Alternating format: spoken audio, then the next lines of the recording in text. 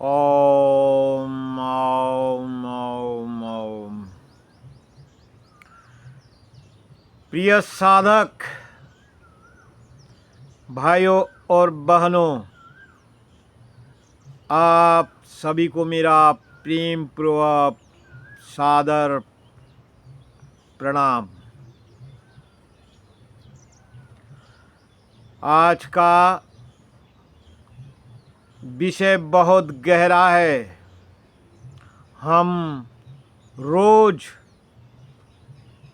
जीते हैं, देखते हैं, सुनते हैं, बोलते हैं, लेकिन कभी रुके और सोचा ये इंद्रियां हमें क्यों मिली है? क्या केवल भोग के लिए? क्या केवल संसार में उलझने के लिए?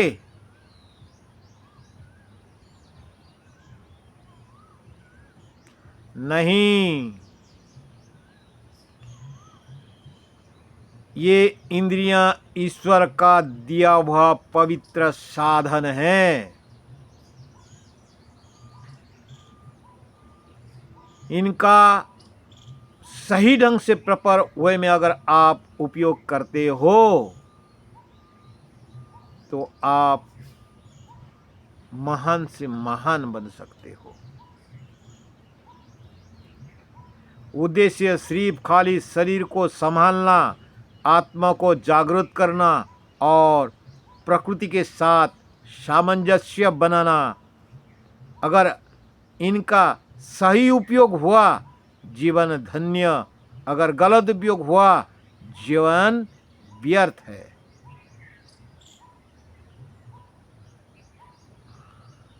अभी इंद्रियां का जो 10 इंद्रियां जो परमात्मा ने आपको दिया है उसका हम संक्षिप्त में एक परिचय ले लेते हैं।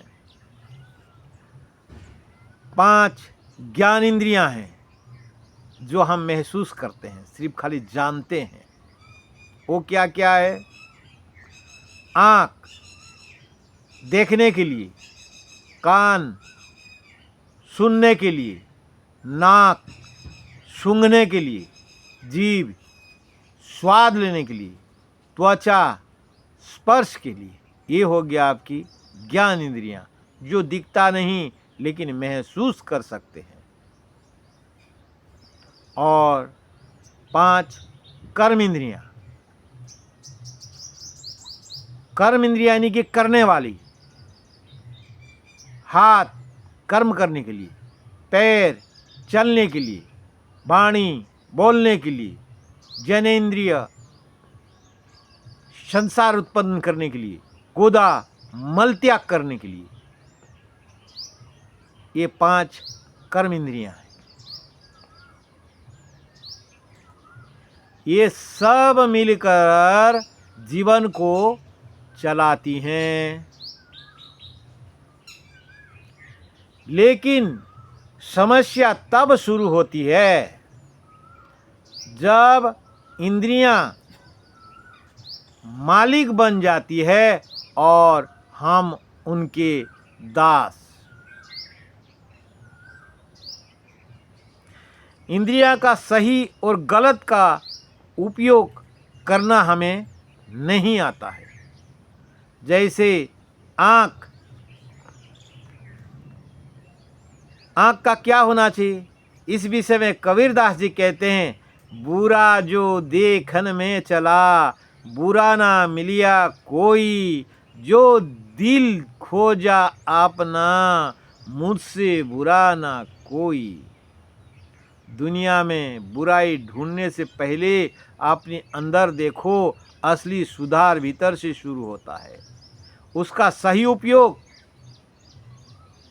प्रकृति को देखना, सत्संग देखना, दूसरी की अच्छाई देखना, और गलत उपयोग दोष देखना, ईर्ष्या, अशुद्ध दृश्य, जैसा देखोगे वैसा बनोगे। अभी कान, कान क्या? कान मन का द्वार है।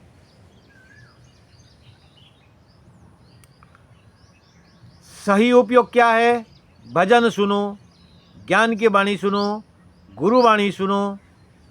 गलत उपयोग क्या है? निंदा सुनना, चुगली सुनना, नकारात्मकता, नेगेटिव विचार सुनना। जो सुनते हो वही सोच बनती है। जो सुनते हो वही सोच बनती है।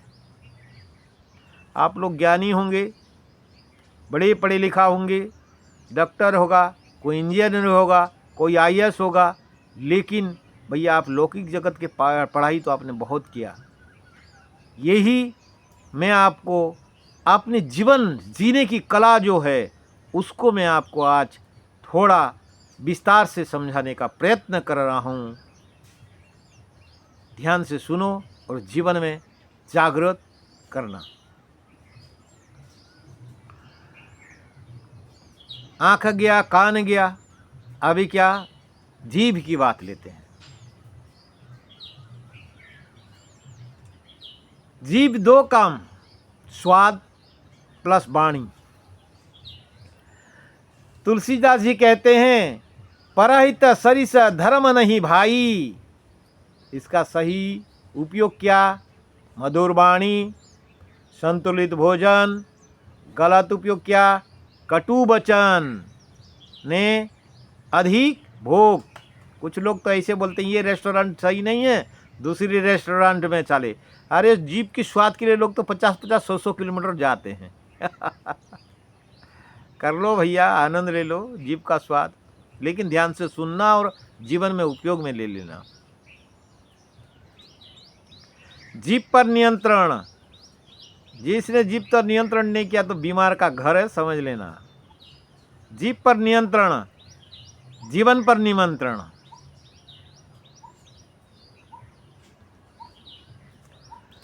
अभी आते हैं हाथ। सही उपयोग क्या? सेवा, दान, मदद। गलत उपयोग क्या? हिंसा, गलत कर्म।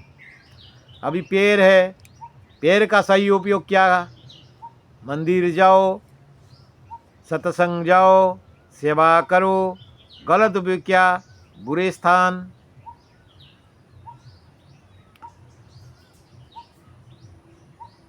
ईश्वर ने हमें प्रकृति से अलग नहीं बनाया है। ये बात आपको ध्यान रखना होगा कि ईश्वर ने हमें प्रकृति से अलग नहीं बनाया। हम प्रकृति का हिस्सा हैं।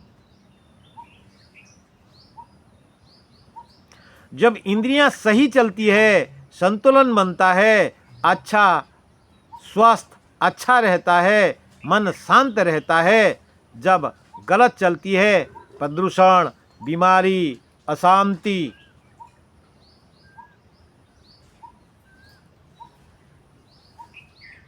प्रकृति कहती है जितना लो उतना लौटाओ। प्रकृति कहती है मेरा प्रकृति में, परमात्मा कहती है कि मेरा प्रकृति में सहयोग करता बनना। इस विषय में कबीरदास जी के एक संदेश है। कबीर कहते हैं मन के हारे हार है, मन के जीते जीत। असली समस्या इंद्रियां नहीं, मन है। अगर मन भटका, इंद्रियां भटकेंगी। अगर मन स्थिर है, सब नियंत्रण में। कबीर जी के सार कहते हैं बाहर मत देखो, भीतर झांको। और तुलसीदास जी कहते हैं परहित सरिस धर्म नहीं भाई, पर पीड़ा सम नहीं अध माई। अर्थ, दूसरों का भला करना सबसे बड़ा धर्म है। इंद्रियों का सही उपयोग क्या है? आँख अच्छाई देखना, वाणी प्रेम बोलना, हाथ सेवा करना, जिन्हीं के रही भावना जैसी, प्रभु मूरत तिनी देखी तैसी। आपकी भावना जैसी होगी वैसा ही संसार दिखेगा। समझ गए ना? जैसे विचार करोगे ऐसे संसार दिखेगा। किसी को गलत सोचोगे तो गलत ही दिखने वाला है, अच्छाई कभी आएगी नहीं। आपकी भावना आपकी दुनिया, आपकी भावना ही आपकी दुनिया है। भगवान श्री कृष्ण कहते हैं इंद्रियाणि प्राण्याहूँ, इंद्रियां शक्तिशाली है, मन उनसे ऊपर है, बुद्धि मन से ऊपर है। इस चीज़ को भगवान श्री कृष्ण कहते हैं यततो हापि कन्तेयः, मतलब इंद्रियां ज्ञानी को भी गिरा सकती है, इंद्रियां ज्ञानी को भी गिरा सकती है। सदैव जागृत, सदैव जागृत, हर श्वास में नितिध्यासन और चौकीदारी रखना पड़ेगा, नहीं तो ये इंद्रियां कभी भी आपको डामाडोल कर सकता है। इसका समाधान क्या है? संयम, अभ्यास और भक्ति। संयम का मतलब दबाना नहीं, संयम यानी कि सही दिशा देना। आँख अच्छा देखो, कान अच्छा सुनो, जीभ अच्छा बोलो, यही साधना है। आज का जीवन तो देखो, मोबाइल में क्या देख रहे हो, क्या सुन रहे हो, कैसे बोल रहे हो, यही आपका भविष्य बना रहा है। इंद्रियां घोड़े की तरह हैं, बिना लगाम दुर्घटना। अनमाइंड फोटो के गाड़ी चलाओगे तो दुर्घटना होता है ना। हर एक कार्य, मगज किधर, आपके माइंड दूसरी जगह होगा और कार्य अलग करोगे तो काम थोड़ी सक्सेस होगा, कहीं भी सक्सेस नहीं हो जाओगे। बिना लगाम के दुर्घटना ही है, लगाम के साथ सफलता है हर एक कार्य में। चाहे जीवन की पढ़ाई से लेकर, बचपन से लेकर बुढ़ापे तक की अगर लगाम है तो सफलता है, बिना लगाम के असफलता सुनिश्चित है, इसमें कोई संशय नहीं है। हे मेरे प्रिय साधक, आज से आप लोग संकल्प ले लो, बुरा नहीं देखूंगा, बुरा नहीं बोलूँगा, प्रकृति का सम्मान करूँगा। याद रखें, इंद्रियां साधन है। इंद्रियां क्या है? साधन है, लक्ष्य नहीं। कबीर जी की ज्ञान, तुलसीदास जी का प्रेम, गीता का संयम अगर जीवन में आ गया तो जीवन बदलना निश्चित है। इंद्रियां को जो जीत लेता है वही जीवन को जीत लेता है। हरिओम तत्सत। आराम से इस बात को ध्यान रखना, नीति ध्यासन करना, और ये परम सेवा होगा। जितने शेयर करोगे, जितने इस वचन को लोगों तक सुनाने का प्रयत्न करोगे, मेरा में नहीं या मेरा कोई स्वार्थ नहीं, लेकिन आपकी पुण्य कार्य बढ़ेगा। जितने जन इस चीज़ को सुनेंगे, 100 लोगों को भेजोगे, एक व्यक्ति भी देखता है और अपने जीवन में उतार लेता है, उसका पुण्य का पुंज आपके पास होगा। चलो, जय श्री कृष्ण बोली दियो।